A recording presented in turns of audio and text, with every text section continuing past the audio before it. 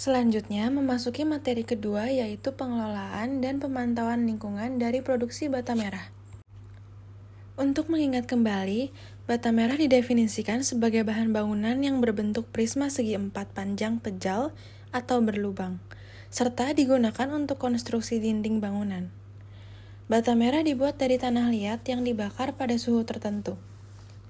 Terdapat juga jenis-jenis bata merah, yaitu bata merah konvensional, bata merah bolong, bata merah press, dan bata merah expose. Industri bata merah merupakan kegiatan berupa pengolahan bahan baku berupa tanah liat, kemudian ditambahkan air, selanjutnya melalui pencetakan dan pembakaran, sehingga menjadi produk yang siap digunakan dalam bentuk batu bata. Industri bata merah ini selain mempunyai dampak positif bagi masyarakat, juga mempunyai dampak negatif, baik itu dari segi kondisi lahan atau yang lainnya. Eksploitasi tanah secara terus-menerus dalam jumlah yang besar akan menimbulkan dampak negatif bagi unsur hara yang terkandung di dalam tanah. Pengelolaan lingkungan dari produksi bata merah. Pengelolaan lingkungan dari produksi bata merah hingga digunakan oleh konsumen melibatkan serangkaian langkah yang dapat diambil oleh produsen, pemerintah, dan masyarakat untuk mengurangi dampak negatif terhadap lingkungan.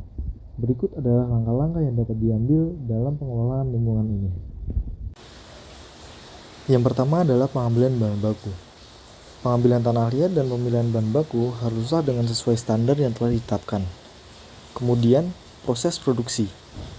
Yang pertama adalah penyetakan tanah liat menggunakan mesin modern. Dengan begitu, energi yang digunakan akan lebih efisien. Yang kedua adalah penggunaan biofuel pada mesin dan proses pembakaran. Penggunaan biofuel adalah salah satu cara untuk mengurangi penggunaan bahan bakar minyak. Kemudian adalah pengurangan limbah. Yang pertama, dengan penerapan reduce, reuse, recycle. Produsen harus merancang proses produksi yang mengurangi limbah dan mencari cara untuk mendaur ulang limbah yang dihasilkan. Dengan begitu, limbah yang dihasilkan akan lebih sedikit. Kemudian, limbah kimia dibuang sesuai dengan prosedur.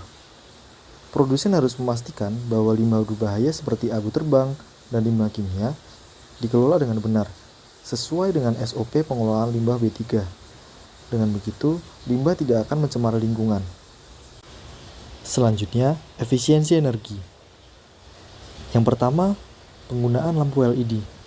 Dengan menggunakan lampu LED, maka energi yang digunakan akan jauh lebih kecil daripada lampu yang biasa digunakan.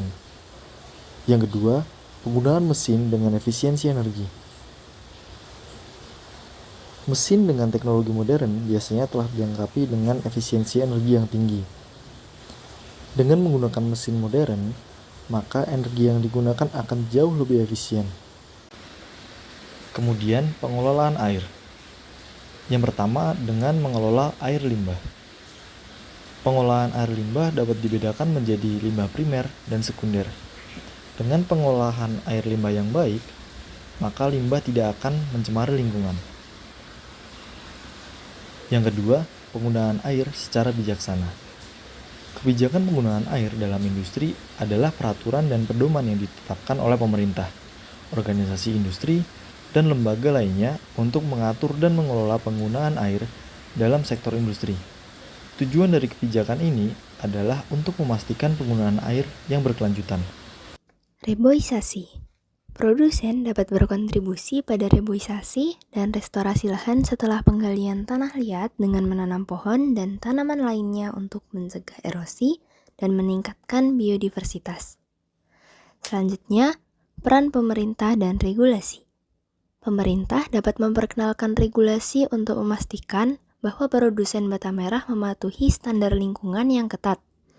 Contohnya, pada Undang-Undang Nomor 5 Tahun 1984 tentang perindustrian, dengan penjelasan bahwa perusahaan industri yang didirikan pada suatu tempat wajib memperhatikan keseimbangan dan kelestarian sumber daya alam yang dipergunakan dalam proses industrinya, serta pencegahan timbulnya kerusakan dan pencemaran terhadap lingkungan hidup akibat usaha dan proses industri yang dilakukan.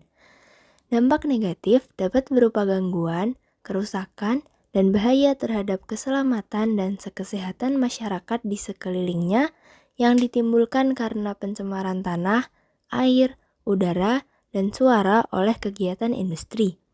Dalam hal ini, pemerintah perlu mengadakan peraturan dan pembinaan untuk menanggulanginya. Pemerintah juga dapat mendorong penggunaan teknologi ramah lingkungan melalui insentif dan sanksi. Selanjutnya, kesadaran konsumen. Konsumen dapat memilih produk bata merah yang diproduksi dengan memperhatikan lingkungan seperti bata merah ramah lingkungan atau yang diproduksi dengan teknologi bersih.